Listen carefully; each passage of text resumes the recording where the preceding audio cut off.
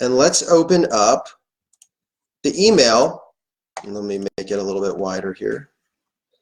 To ask somebody to make a connection for us on our behalf, to open a door for us.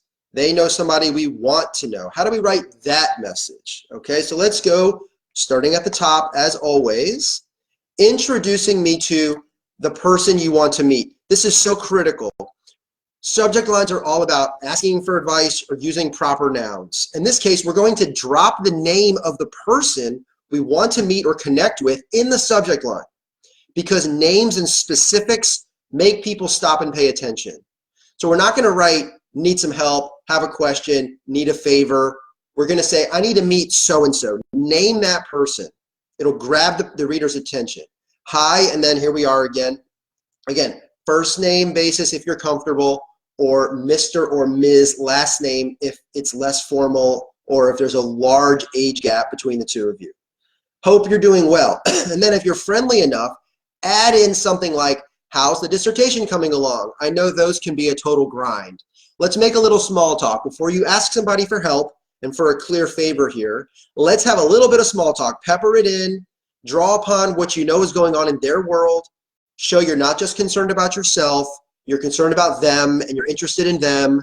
It's always a two-way street. Then again, we get right to our point. I'm in the job market and I want to meet key people in the specific industry space, you know, the chemical space, the aeronautics space, the nursing space, whatever it is.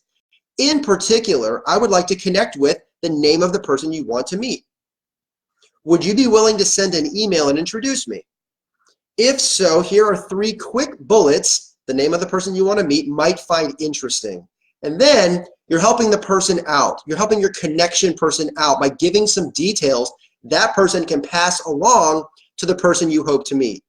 For instance, proficient at software tool 1, software tool 2, software tool 3. Naming different skills, certifications, software you know, languages you can speak, whatever it is that makes you relevant in the eyes of the person you want to meet. List off a few of those bullets in the message. Your friend, your connection can just copy and paste that into a message to make an intro for you.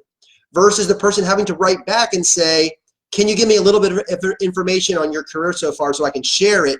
You're one step ahead. You've already provided that information.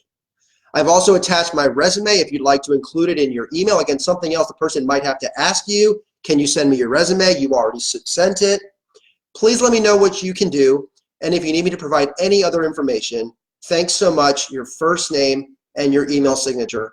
And here's a look at an email signature with the proper information provided. So let's go back up and recap this message. We are being clear out of the gate who we want to meet with. We are explaining the nature of the message. In this case, I'm in the job market, want to meet with key people. So we're asking, you know somebody I want to know? I'm looking for a job, I want to meet that person. Can you introduce me? If so, here's some information about my career so far. Here's my resume. Let me know what other questions you have.